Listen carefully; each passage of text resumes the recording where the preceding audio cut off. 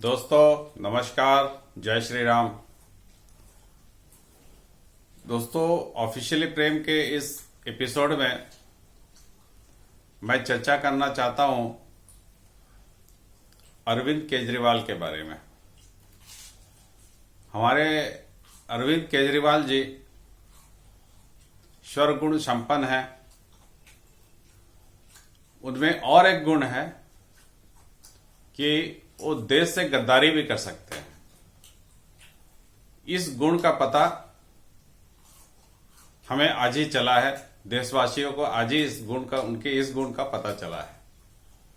हुआ यूं कि खालिस्तानी आतंकवादी जो अभी अमेरिका के शरण में है, पन्नू, गुरु पंतवत सिंह पन्नू, जो अभी अमेरिका के शरण में है और अमेरिकी सरकार उसको पूरी सहायता दे रही है आर्थिक रूप से, और उसको पूरी क्या बोलता है लॉजिस्टिक सहायता भी दे रही है। उसको रहने खाने पीने सारा बंदोबस्त उसको बना के दे रही है अमेरिका में। तो उसने आज एक वीडियो जारी किया है। उसका कहना है कि हमने 2014 से 2022 तक आम आदमी पार्टी को, केजरीवाल को करीब 133 करोड़ रुपया दिया है हमने, $16 मिलियन, जिसका कि भारतीय करेंसी के हिसाब से 133 करोड़ रुपए होता है। 2014 से 22 से माने इन 8 सालों में 133 करोड़ रुपया केजरीवाल ने उन लोगों से वसूला है। किस काम के लिए वसूला है? केजरीवाल ने ठेका लिया था कि एक आतंकवादी जिसे मौत की सजा सुनाई गई है, भुल्लर नाम है उसका, वो तिहाड़ जेल में बंद है। चूंकि उसकी उम्र ज्यादा हो गई है तो इसीलिए अब उसको फांसी नहीं दी जाएगी, उसको आजीवन कारावास में बदल दिया गया है और वो अपनी सजा काट रहा है दिल्ली के तिहाड़ जेल में। तो पन्नू ने कहा कि हमने 8 सालों में 133 करोड़ रुपया दिया और केजरीवाल ने उनसे वादा किया था कि इस 133 करोड़ के बदले में वो भुल्लर को रिहा कर देगा। एक बार दिल्ली में हमारी सरकार बन जाए तो हम 5 घंटे के अंदर भुल्लर को रिहा कर देंगे। उसका ये वादा था पन्नू से। और वहां की जो खालिस्तानी सपोर्टेड अमेरिका में जो सिख रहते हैं, जो कि खालिस्तान की मांग को सपोर्ट करते हैं, उनसे प्रॉमिस करके केजरीवाल आया था और उनके साथ भगवंत मान भी था। तो इससे पता चलता है कि हमारे केजरीवाल जी भ्रष्टाचारी तो हैं ही, साथ में देश के बड़े गद्दार भी है। आतंकवादियों की सहायता करना गद्दारी ही कहलाता है। और जैसे पिछले दिनों कुमार विश्वास इसी आधार पे आम आदमी पार्टी छोड़ दिए थे कि केजरीवाल का आतंकवादियों से संपर्क है, आतंकवादी के घरों में वो ठहरते थे जाकर और उनसे पैसे वगैरह भी काफी वसूल करते थे पार्टी के नाम पर। तो ये मैंने क्या बोला जाए इस आदमी को, ऐसा दोगला आदमी, ऐसा करप्ट, मतलब ये मैंने पतन की पराकाष्ठा है। केजरीवाल आज पतन की पराकाष्ठा में पहुंच गया है। इसने तो कांग्रेसियों से भी तेज निकला ये, जिसपे एक आंदोलन के एवज में ये निकल कर आया और इसके लोग एक आंदोलन से निकल कर आए।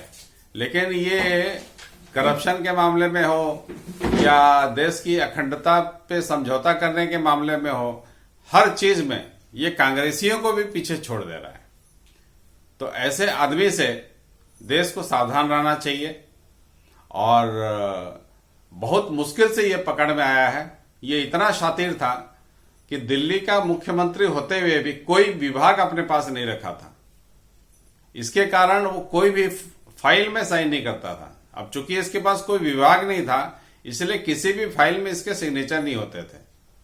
तो हालांकि सारे काम इसके इंस्ट्रक्शन पे होते थे, लेकिन चूंकि कोई विभाग नहीं है तो कोई किसी भी फाइल में सिग्नेचर नहीं करता था, और इसके कारण ईडी को इसको अरेस्ट करने में इतने समय लग गया। और अभी दारू घोटाला में अंदर है, दारू घोटाला है, इसका स्कूल वाला जो मॉडल है वो भी फेल मॉडल है, उसमें भी काफी घोटाला है। इसका जो जल बोर्ड वाला घोटाला है, जल बोर्ड में अलग घोटाला है, प्लस ये मोहल्ला क्लिनिक में जो दवाई दी जाती थी उसका अलग घोटाला है। तो ये कई घोटाला कर चुका है, और इसके मंत्री भी कई घोटालों के कारण जेल में है, जिनकी जमानत नहीं हो रही है, और अभी ये अंदर गया है और इसकी जमानत होनी मुश्किल है, क्योंकि इसके साथ अभी एनआईए का काम भी बढ़ गया है। ये आतंकवादियों से पैसे लिया और इस एवज में कि उनके आतंकवादी को छोड़ देगा। ये प्रॉमिस करके आता कि 5 दिन में मैं छोड़ दूंगा। तो ये किस तरह का दोगला नीच किस्म का आदमी है, ये लोगों को समझना चाहिए, और इस आदमी को तो वोट बिल्कुल नहीं देना चाहिए। मेरी दिल्ली वासियों से अपील रहेगी कि इस आदमी को बिल्कुल वोट न दें, क्योंकि ये कुछ भी कर सकता है। इसे सत्ता मिलेगा तो ये कुछ भी कर सकता है। अब किस बेशर्मी से इसने 52 करोड़ रुपए अपने बंगले में खर्च कर दिया। ये आईआरएस अफसर है, इसकी बीवी भी आईआरएस अफसर है। इनको थोड़ा नैतिक शर्म भी नहीं है, बिल्कुल शर्म नहीं है, बेशर्म की भांति रहते हैं। और अपने बंगले में 52 करोड़ रुपया खर्च कर देना, लोगों के टैक्स के पैसे खर्च कर देना, ये कोई अति बेशर्म आदमी ही कर सकता है।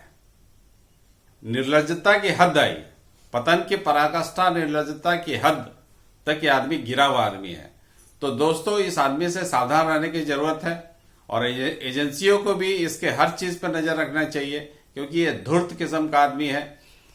धूर्त, नीच, कोई भी शब्द इसके लिए कम ही पड़ता है।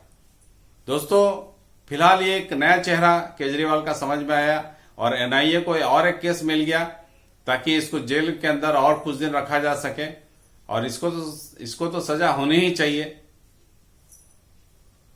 और लोगों को भी इससे सावधान रहना चाहिए। धन्यवाद दोस्तों, उम्मीद करता हूं ये एपिसोड, ये एनालिसिस आपको पसंद आएगा। जय श्री राम।